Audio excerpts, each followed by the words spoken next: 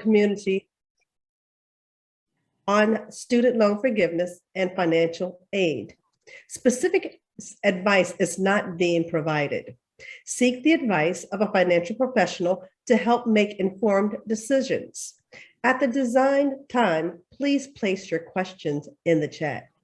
There will be a survey at the beginning and end of the presentation. The survey helps us to enhance our webinars and to provide content desired by the community.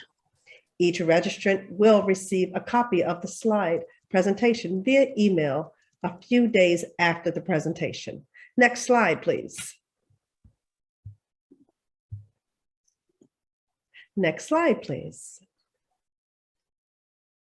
Next slide, please. Next slide, please. Startling facts about student loan debt. Black college graduates have nearly $25,000 more student loan debt, an average of $52,726 in student debt, compared to $28,006 for the typical white college graduates with a bachelor's. On average, Black graduates owe 6% more than they have borrowed, while white graduates owe 10% less than they have borrowed. On average, Black graduates pay off their undergraduate debt at a slower rate than white graduates. A weak market in which Black-white employment and wage gaps have widened accounts for some of the disparity. About 25% of the total 25,000 student loan debt gap is caused by differences in repayment patterns. Next slide, please. At this time, I would like to introduce you to Cheryl W. Owens, president of Alpha Kappa Alpha Sorority Incorporated, Iota Gamma Omega. She is a hardworking, dedicated servant leader who leads our award-winning chapter of over 700 members. Over the past 50 years, Iota Gamma Omega has made significant impacts in the community, and we are committed to leaving a legacy of sustained service by providing much-needed services to the residents of Prince George's County that fill various educational, health, and social gaps created by an ever-changing economic environment. At this time, I'd like to introduce you to Cheryl W. Owens. Thank you, Lisa, for that great introduction, and welcome everyone to our seminar tonight on student loan forgiveness. Right now, I'm sure those of us who may have student loan are very interested in how we can eliminate some of that debt, as well as maybe get some information about what the current situation is with the recent stay on the president's plan to forgive student loans. And so we're very happy to be here with you all tonight. One of the things Alpha Kappa Alpha Sorority does we have national programs that every chapter across the world implements. And one of the initiatives that we're involved in right now is building our economic wealth and initiatives. So this initiative covers a number of things in terms of including financial wellness and planned giving, sister circles, supporting women entrepreneurs, and Black Dollar Days, as well as a first-time credit union actually owned by Alpha Kappa Alpha Sorority for its members. So we're very excited about the initiatives that we take as an organization internationally as well as locally to improve the economic status of all of our residents that we serve. So we're very glad that you joined us tonight on this very important initiative. And I'd like to introduce the moderator for tonight's panel, our very own Megan Weaver. Megan is an actress who has been on various TV shows, films, and commercials, most recently on CBS's Tell Me a Story. And she's also stars in the lead role in the upcoming horror film, Hellbilly Hollow. She earned her Bachelor's of Fine Arts from Howard University, studying under the late Al Freeman, with an area of focus on acting and communications while specializing in film and television production. She's furthered her education at the British American Drama Academy in London. And while attending Howard University, she actually joined our illustrious organization, Alpha Kappa Alpha. She has worked with David Talbert and Carl Jones, the creator of Black Dynamite, just to name a few. And she's currently using her tools and knowledge to write, create, and produce her own projects while still under the silver screen. So we're very happy to have our resident moderator for these panels, Megan Weaver. Welcome, Megan. And thank you to our guest speaker tonight, who you'll hear more about from her. Thank you. Thank you so much, Cheryl Owens, for that wonderful introduction. Now, before I introduce the speaker, I would like to ask you to fill out the pre-survey to get a little bit more information about what you know before we get into the meat and potatoes today. We will have one at the very end to see how you've been paying attention and what you're going to do in order to prepare with your own financial aid difficulties that you're working with at the moment. So the link will be placed in the chat. Feel free to fill that out just so we can get a little bit more about you. Now I'll introduce our speaker for this evening. Aisha Neesmith is a member of Alpha Kappa Alpha Sorority Incorporated and is a former Mrs. Prince George's County and Mrs. Maryland who advocated for the social platform of protecting children's rights.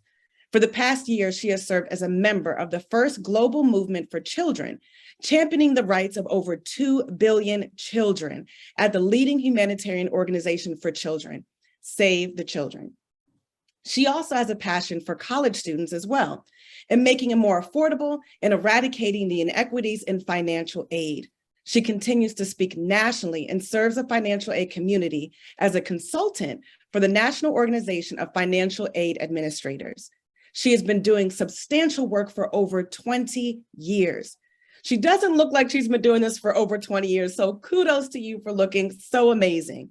So let's take this time to soak in her wealth of knowledge in the time that we have with her tonight. If you have any questions during her presentation, please type them in the chat so she can answer them during our Q&A portion. Mrs. Aisha Neesmith, I pass it over to you. Oh, thank you very much. Such a warm welcome. So I'm so grateful. First, I'll say, please advance the slides. I think that they deserve the opportunity to see your slide as well. So next slide. So this was your slide, and I wanted to make sure that it was represented as well. But thank you. Next slide. Next slide. Next slide.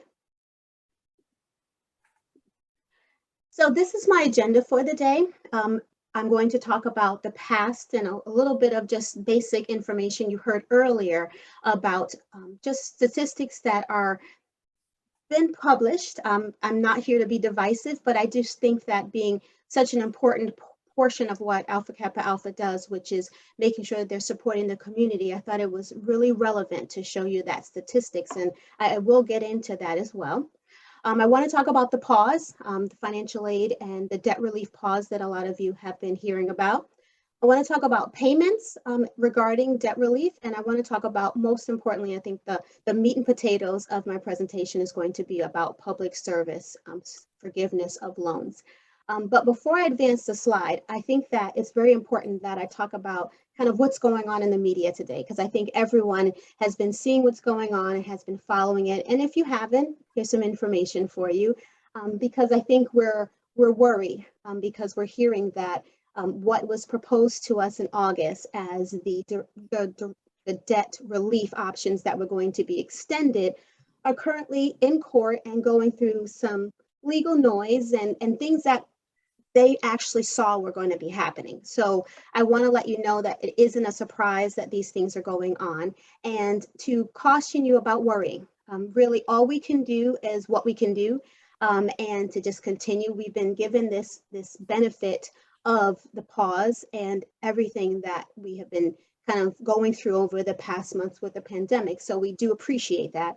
But at the same time, yes, the stay is going on. And what happened is, in case you want to know, is about 6 states kind of said what President Biden had put forth as his debt relief plan for the country possibly is going to lead to some difficulties for some of the states that have loan programs. And so they've asked to put a halt on it in the meantime until it can go through the courts and be able to make a decision about whether or not he had the power to extend it to the American people. I think it's relevant to say that One such group comes out of Wisconsin, and what they're really pushing is that they feel as though it violates federal law by what he's trying to do, because in essence, it is seeking to narrow the racial wealth gap for Black borrowers. And that's the main group that's going to benefit. And I got that information from the Washington Post. And being that we're giving the statistics that we are, I just wanted to put that before you. It's not my opinion, but it's what's been published. And so that's what's going on in the media.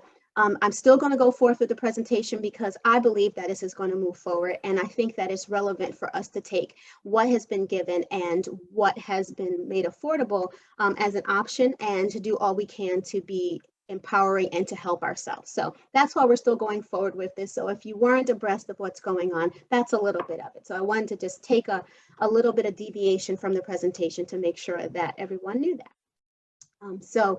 Before I go into the next slide, I wanted to just talk about the past facts that you heard earlier. Like I said before, the goal is not to be divisive. I'm not trying to divide. I think it's just most important to educate you so that I can empower you to take advantage of the opportunities that have been made available. Yes, there is already a major gap that has been statistically proven through the information that has been gathered by the Department of Education on who is the borrowers of loans and what is going on.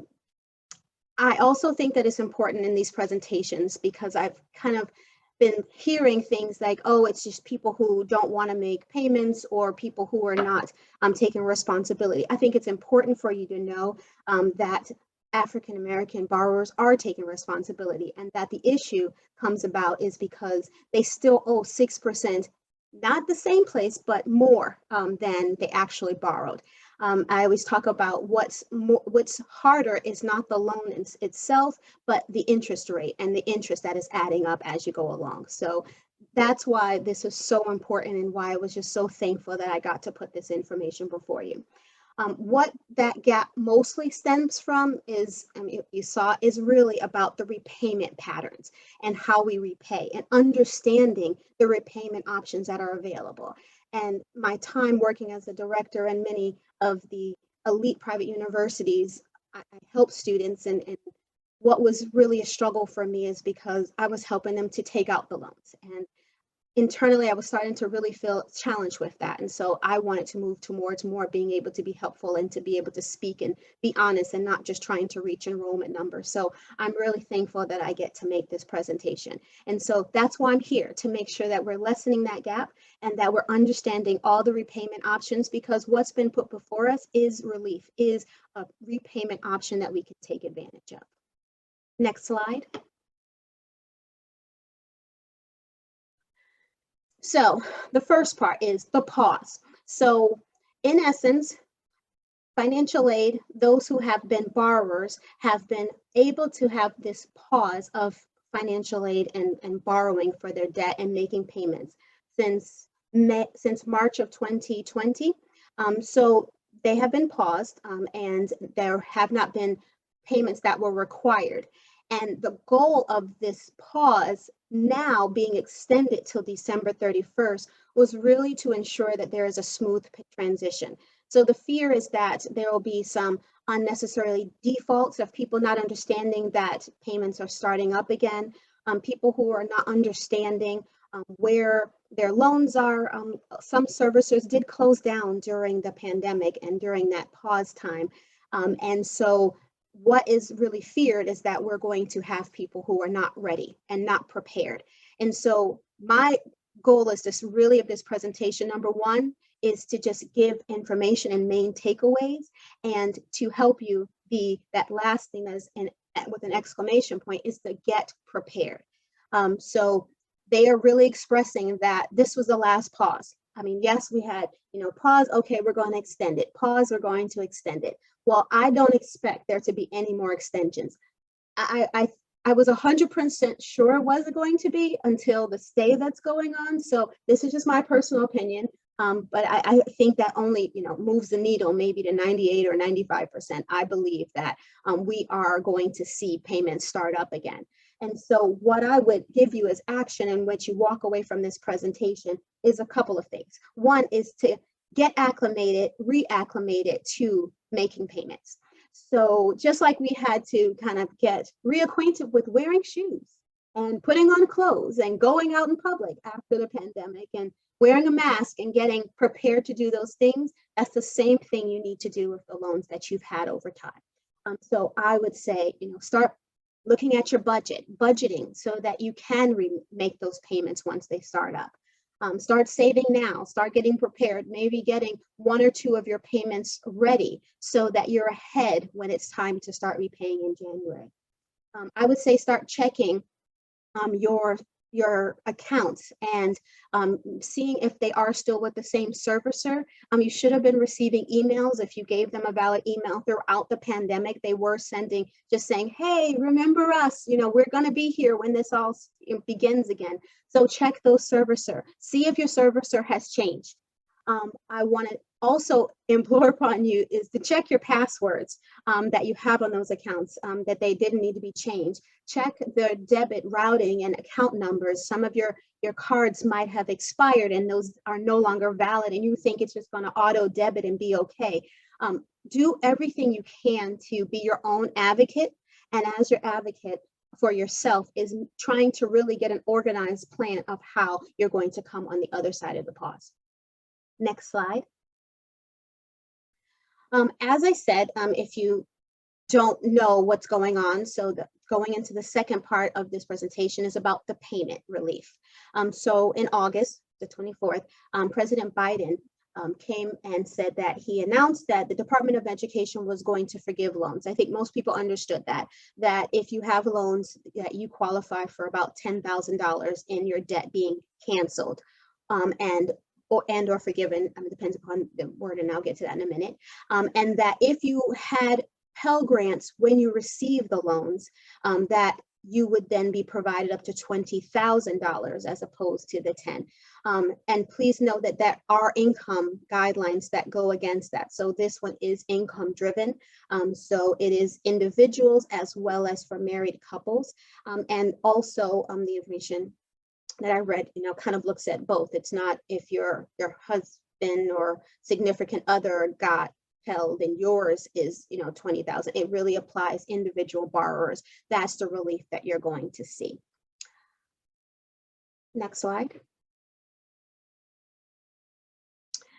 I thought it was very important. I asked to add this to the presentation. The application to actually have that loan forgiven for the 10 and the 20,000, it is live. It became live on October 18th. There were some who got to do it prior to that in the beta version of it. And they have said that if you did the application that was in the draft state before that, you don't have to reapply.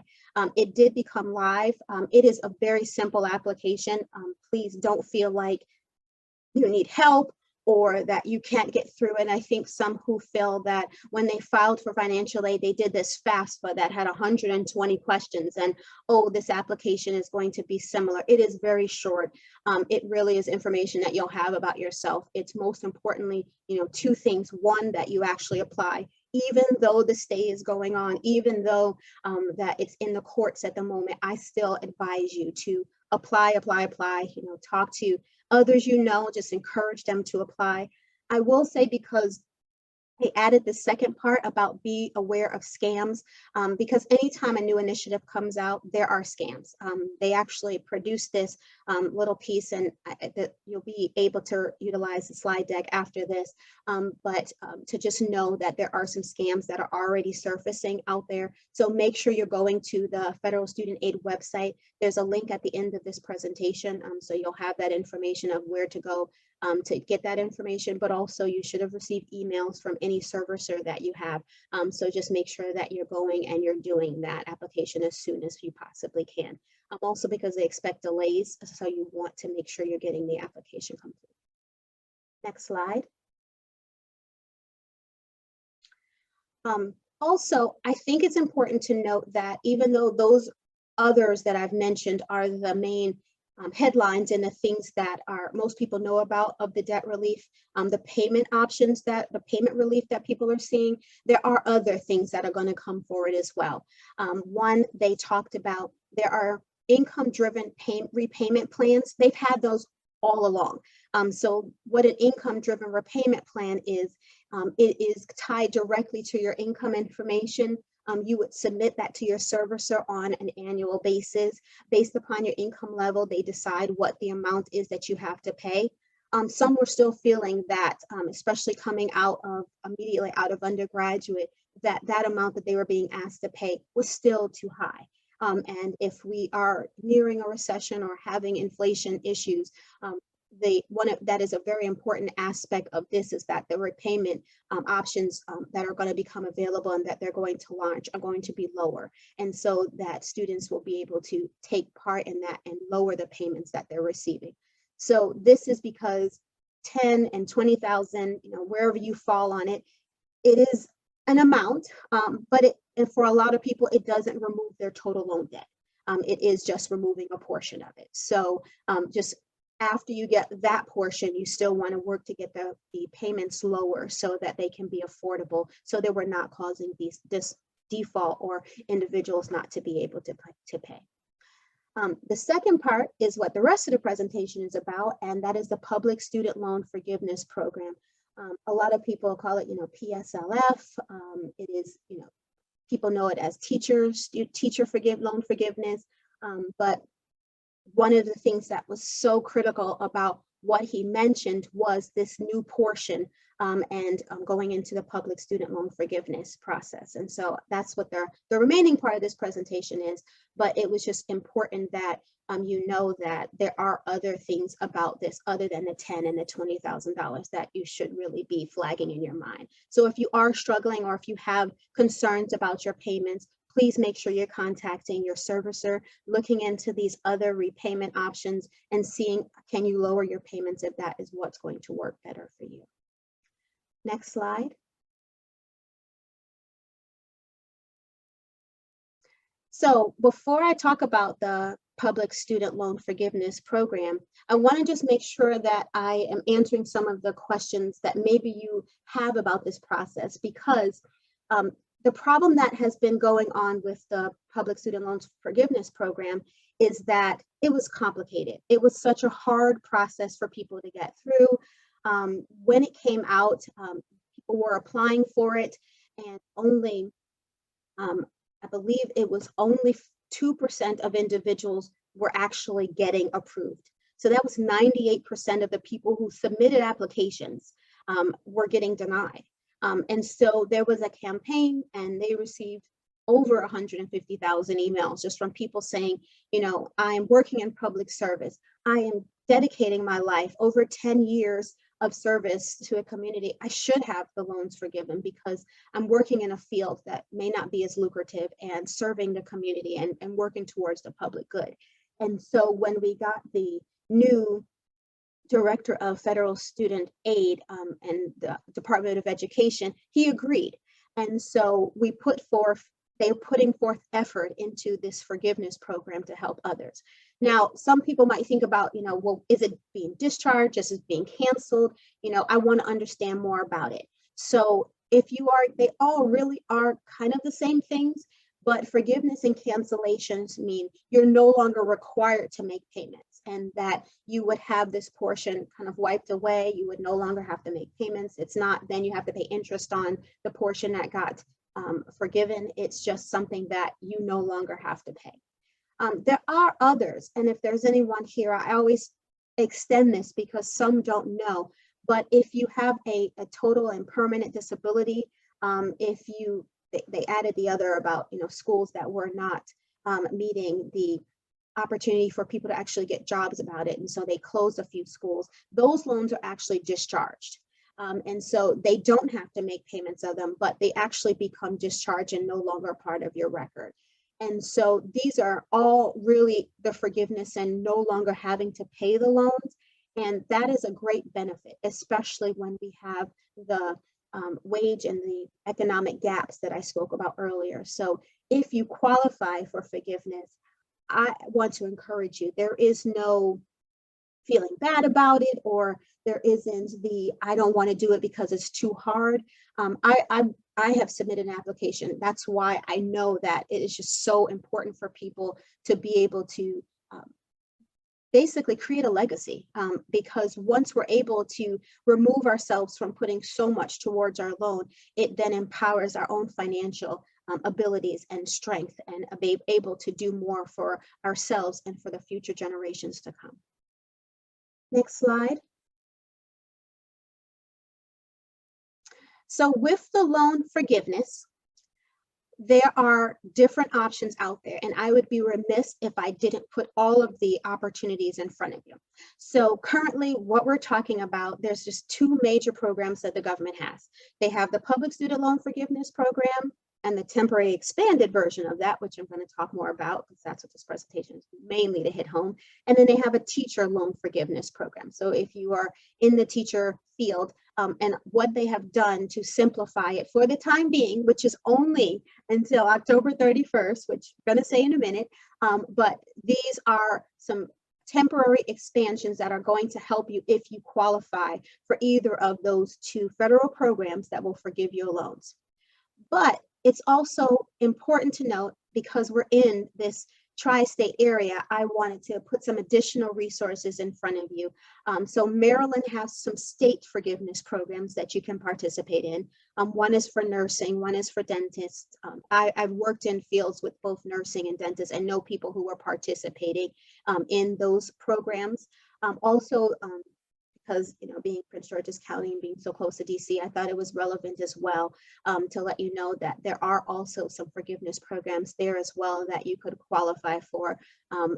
Some are health professionals, another is for those who are in legal fields. So the purpose of this slide is just really to say, if there's a will, there's a way. Please don't feel like you have to stay crippled by any loans you might have. There might be options out there for you that you could qualify for. Next slide. So the loan forgiveness program. So there is the public student loan forgiveness program, but for this limited time only, and it's been since earlier in the year that they are extending some benefits to make it the TE, so temporary extended public student loan forgiveness. And I always just look at the date as we knew that we were preparing this presentation. And so I want to implore you that if any of this information is relevant to you, that when you sign off or tomorrow morning, time is running out, and there is some information that you will have to get from your employer and get signatures, and it's not impossible. And so I just want to, like I said, make sure I'm giving you all the action steps that you can take next to help yourself and to be able to move forward. So yes, the next part of what I'm going to speak about is only available until October 31st. This is not what is being disputed in the courts at the moment. This has been in place for months. But keep in mind, this is also where people have put in applications and only 2% were being approved. Now we're seeing more and more people being approved. So please, I want to encourage you to make sure that you are listening and moving forward.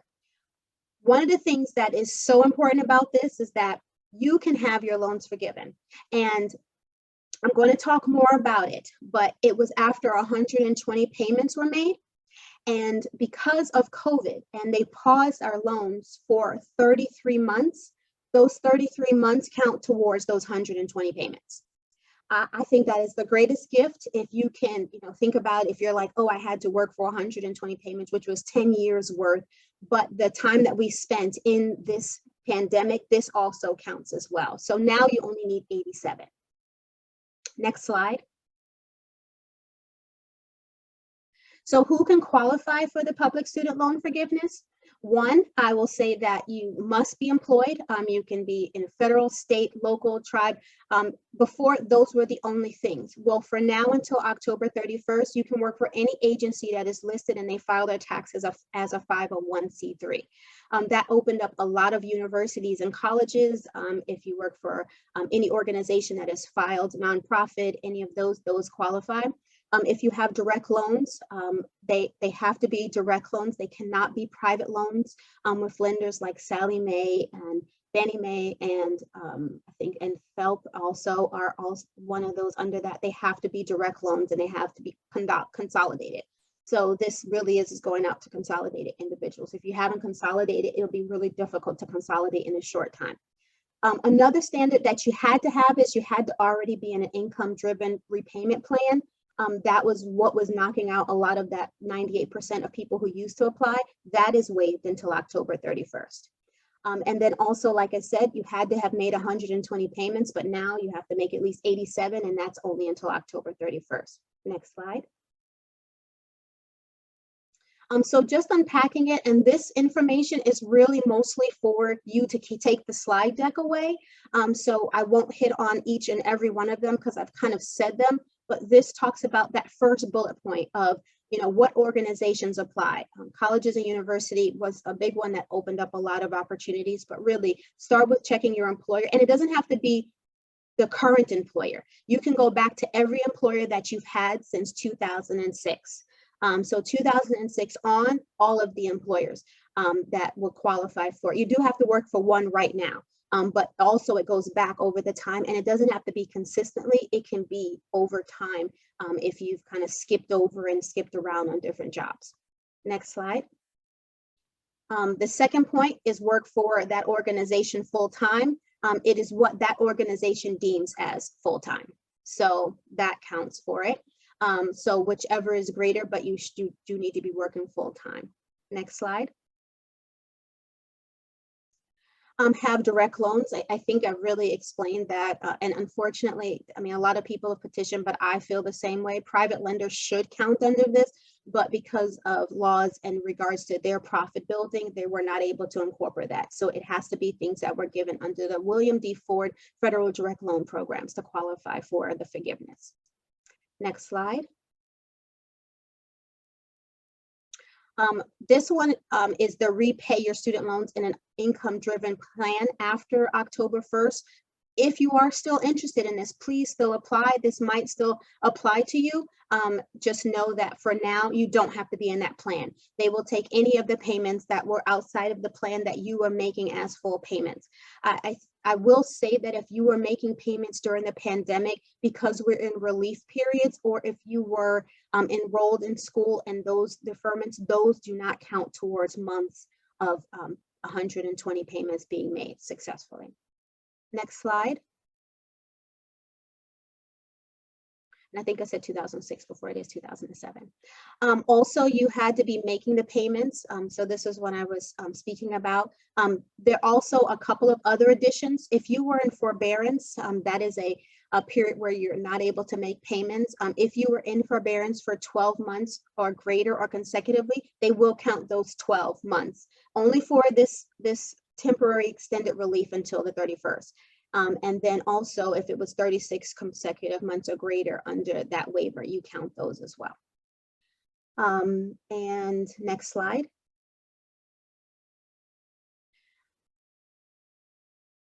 So I want to just make sure I'm being clear and not confusing. There's two separate things going on here.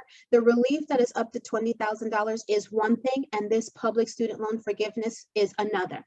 So the reason I'm just delineating that at this point, there are two applications. One, if you want to qualify for the debt relief of the $20,000, you have to do the simplified application. And then also listed here in this bullet, second bullet is the application for, there is an application tool. It's called the help tool to see if you qualify for the temporary extended relief. So the links are available here. If you have questions as I've been speaking, and this has been jogging, and I've been seeing the great questions even popping up, you see me look down, but please make sure you're asking the questions. But like I said, I want to encourage you that this is until October 31st. And so if you're doing it now while we're talking, or if you do it immediately following or tomorrow, it would be very helpful. And I encourage any of you to just do it. You just see if you apply.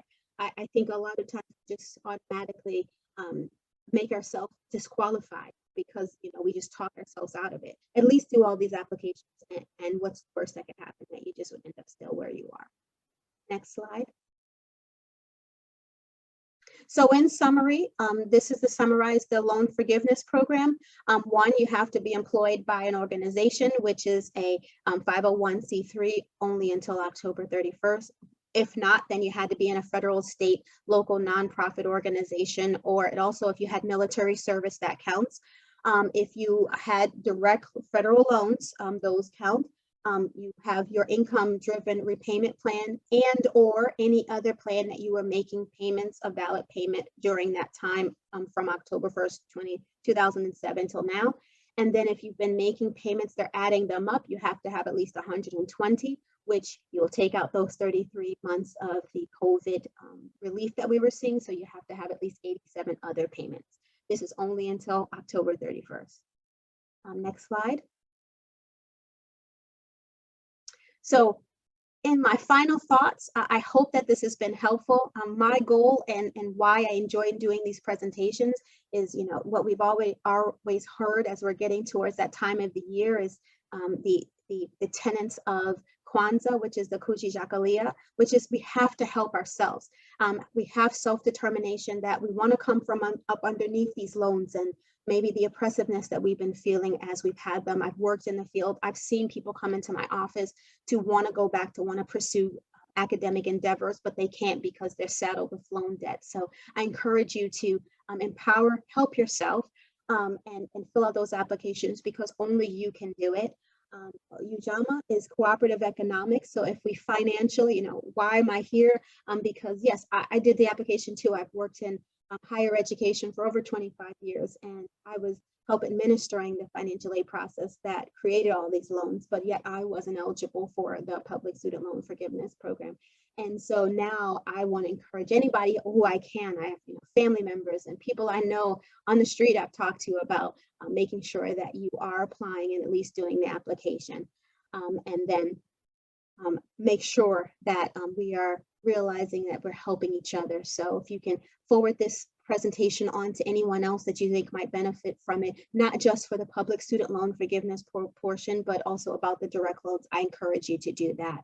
So if you have questions, I'll take them here. I encourage you to please put them in the chat. And I thank you very much for allowing me to come before you and to take this time away from you that you could have been doing something else to just give you this information that is so important and I'm so passionate about. So thank you.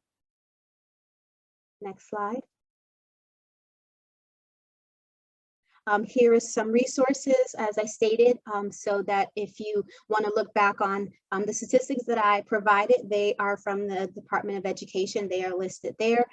If you want information about the student loan forgiveness program, and I wasn't able to go as in depth if you'd like, that is there, as well as the application for the federal student loan, which is not an application, it's a help, it's a tool that you have to do the tool because you have to check and see if each of your employers that you've had since 2007 qualify. So those are some resources there and I encourage you to utilize those. Next slide. I believe I am done till question time. All right. So thank you so much, Heisha, for your presentation. That was amazing. A lot of information received and also a little bit of the motivation at the end, which I think is well needed, especially right now dealing with this situation. So I want to go ahead and just dig right into these questions that we have, make sure we can answer as many as possible the time that we have tonight. So the first question, if I apply for PSLF by October 31st deadline, and then I subsequently apply for the teacher loan forgiveness, will the PSLF application hurt my TLF application?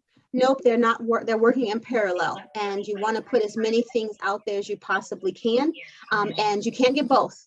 But I will let you know that they have at least a 90-day lead time on responding to you, and I'll even be even more transparent and honest. I submitted an application in June and still have not heard back the official word. I've gotten a little bit of information from them along the way, but it does take a long time. So I would say submit all of them. And please don't forget your other application too for the 20 and the 10. Thank you. Are there any resources for individuals on fixed income, folks where they receive Social Security benefits who are not able to pay their student loan debt? That breaks my heart. This is one of the things that I've always, kind of walked around and talked. I think that there should be. No, there's not. There really should be that forgiveness if you are collecting Social Security. But what I would encourage you to do is to contact your servicer. That new income-driven plan that would put your income at almost zero, because I don't believe they count. Let me not speak on that. They might still count it, but at least you can lower it to one of the new plans that they're putting forward that might be able to help you with not being able to have such high payments. That's great information. Are they considering relief for the interest that continues to occur? No. And I'm going to do this on that, because that interest is, it's basically a tax. And so it's just something that you have to pay, and it's a part of the process, and it accrues daily.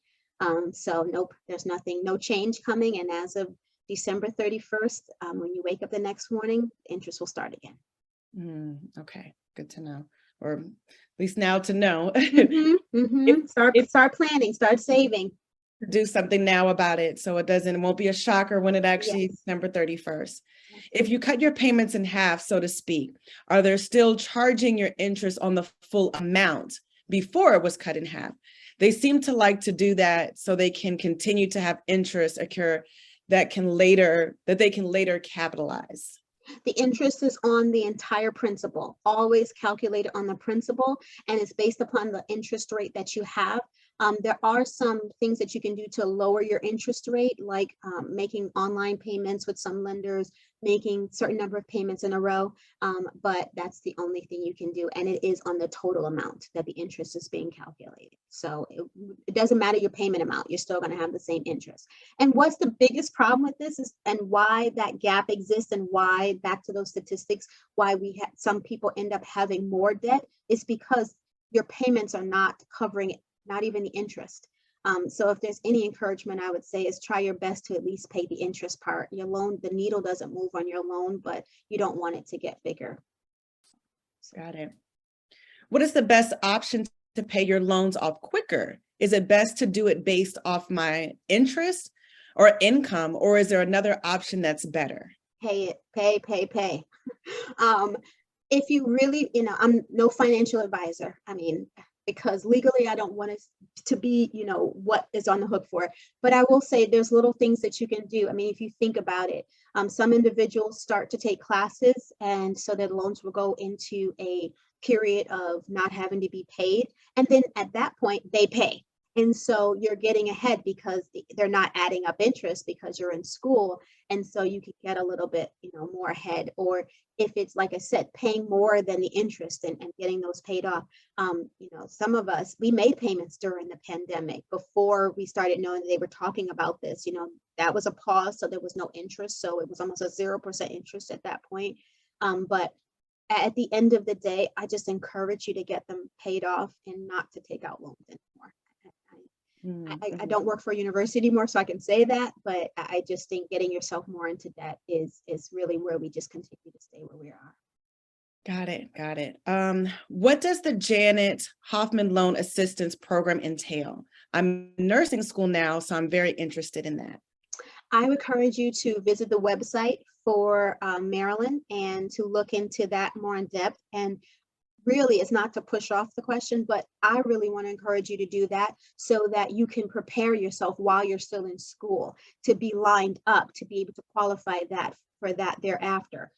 So like with teachers, you have to, and I can't speak to nursing, but with teachers, you have to work within maybe an impoverished or low income school district or school for that to qualify. So that might then restrict where you take your first position, because you want that to then make sure you're getting some sort of attraction for getting your loans forgiven. The same thing for nursing. I would just encourage you to figure out all of the standards of it. Don't be afraid. I mean, I always, say, don't be afraid of the application. Find resources. I mean, there's people like myself who we don't charge. Please don't pay anybody, but seek out someone who might be able to help you go through the application.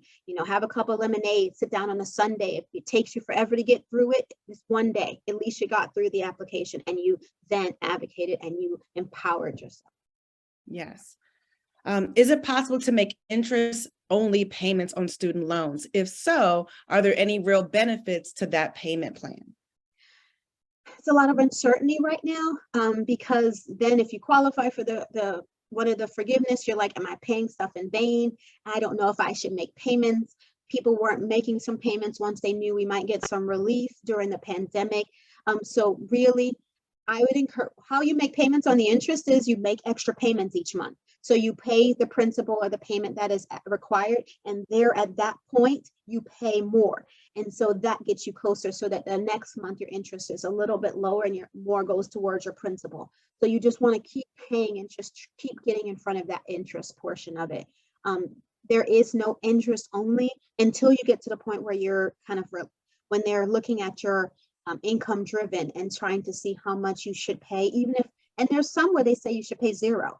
And I always say that that's helpful in the immediate if that's a resource that works for you.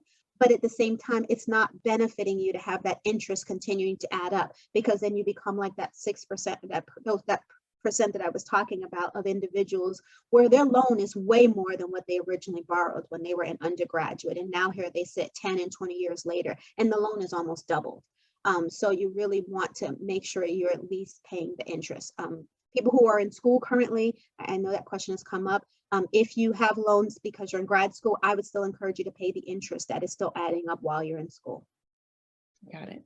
Next question is, what if you no longer work for that employer?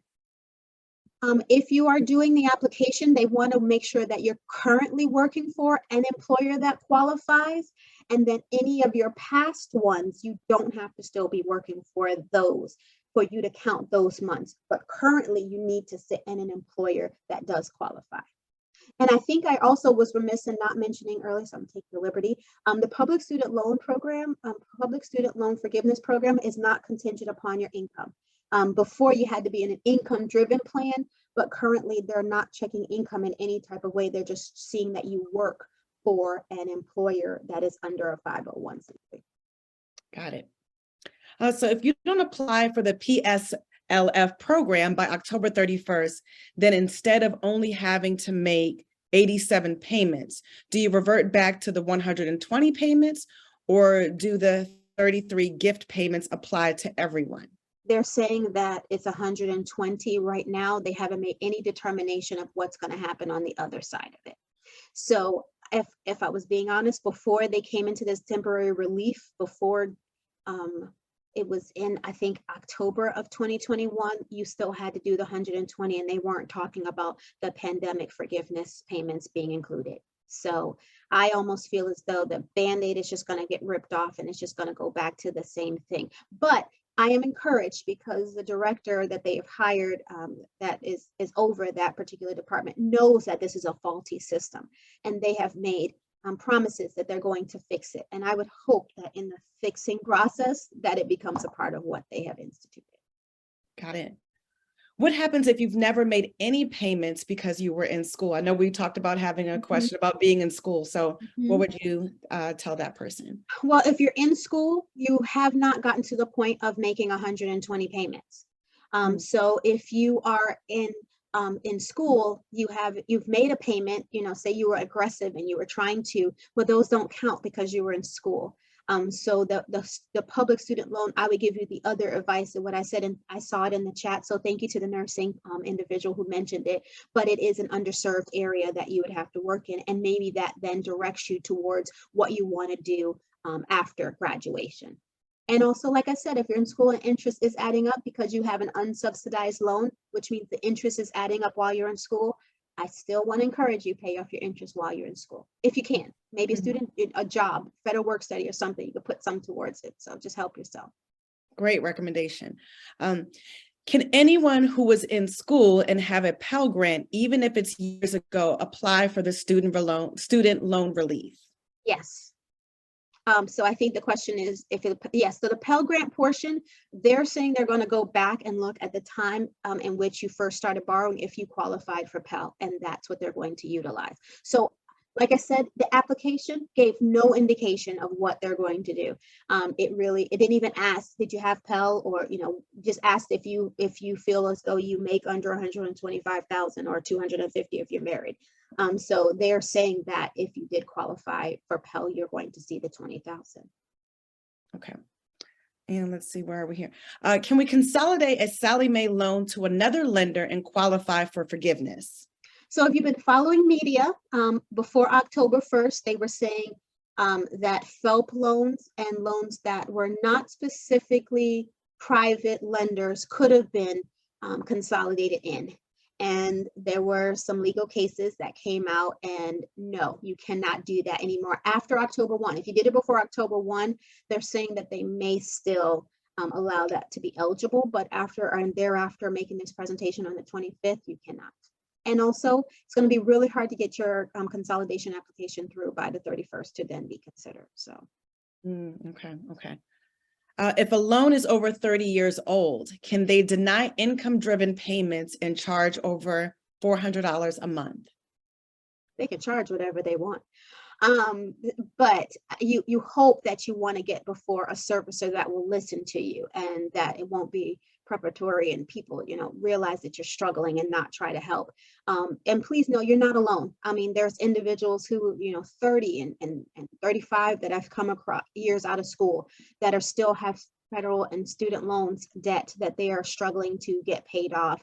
And I would just really, like I've told them, is to encourage you to contact your lender and really see what you can do.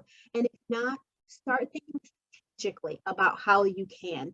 I mean, like I said, there's little things, people are like, I don't want to go back to school. Well, if you're in school, you're taking more than 6 credit hours, even at a community college, and you're enrolled in a program, then your loans go into pause. I'm not saying pause your loans not to pay them. I'm saying you can then pause the interest and the adding up so that you can make payments. So what you would have been making payments to them, you're making to get up further your education, and then also you're paying that, and it's moving the needle a little bit more. So there's other little things that I would just recommend you start just thinking out of the box to help yourself.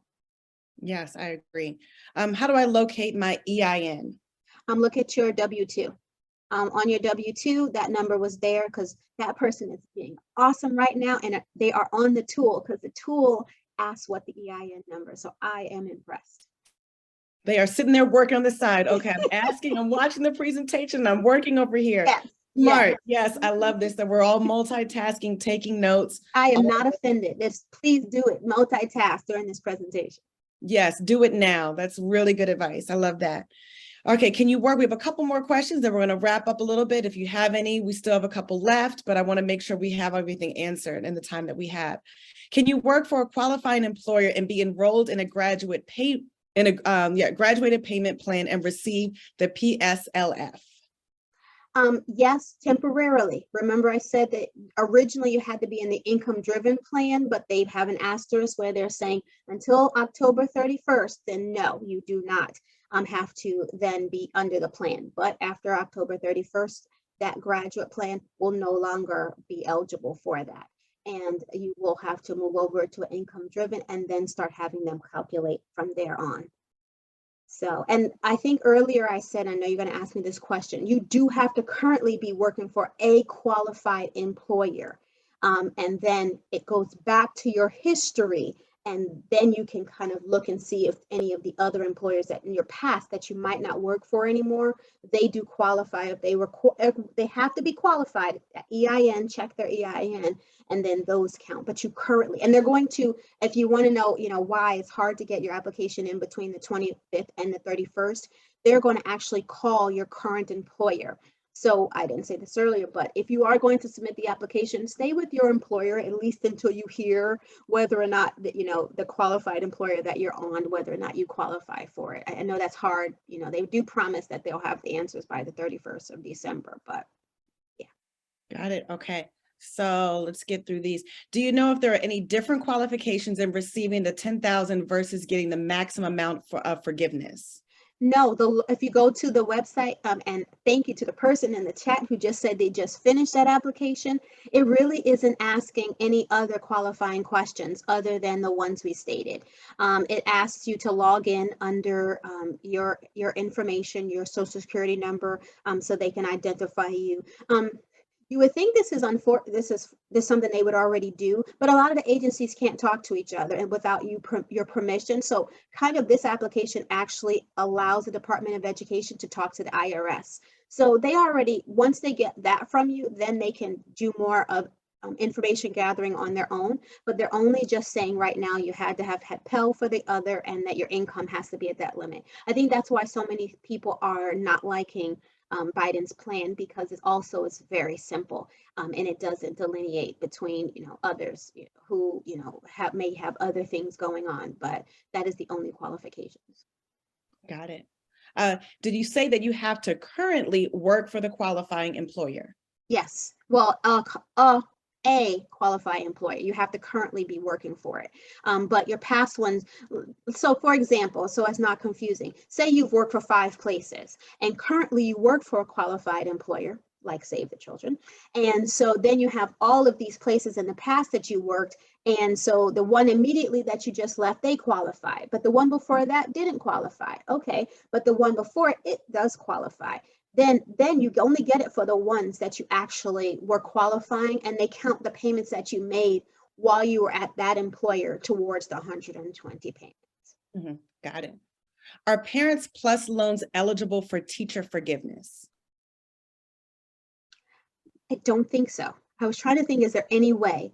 If you are the parent and you are working in a teaching field and underserviced, you would have to check your servicer, because it had to be something that allowed you to pursue the career towards being able to be that teacher. So if you were being a parent thereof, you were not then in a degree program seeking to then be a public service towards it.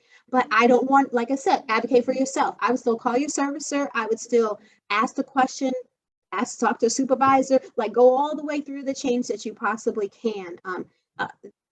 I don't think that you are offending anyone by asking the questions that most benefit you.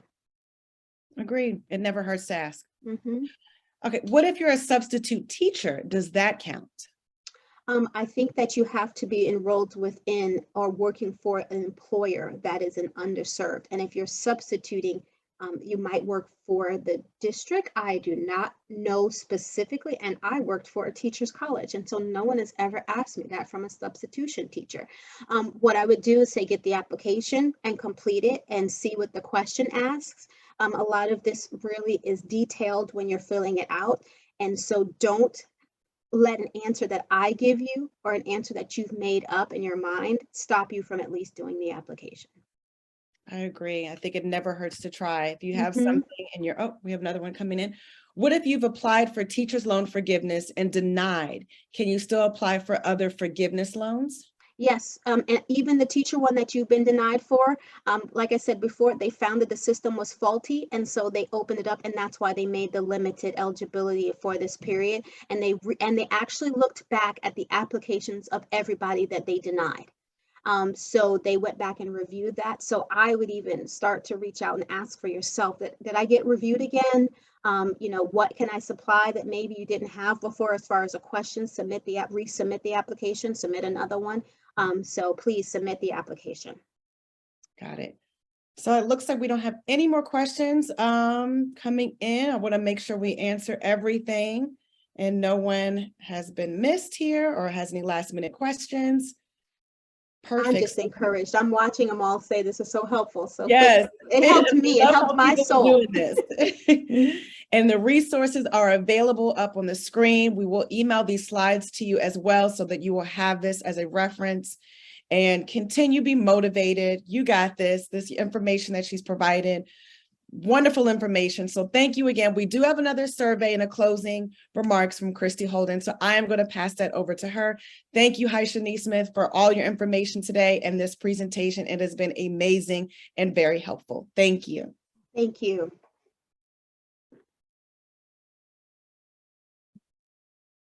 Passing over to Christy Holden.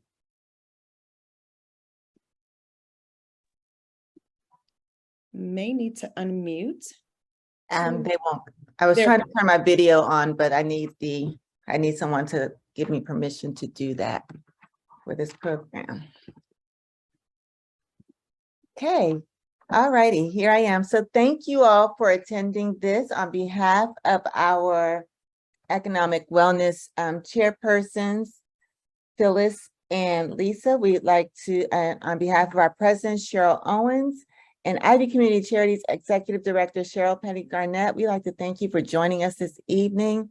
It was a very, very informative event. I'm loving that people were actually working on it as they were hearing the information. So we really want to thank you for that. You know, Ivy Community Charities at Iota Gamma Omega works very hard to serve the residents of Prince George's County. And this is one of the ways we do that. We make sure that we educate, we make sure that we give scholarships, we make sure that we do mentoring and serve our community in every way that we can. So we thank you all for joining us this evening.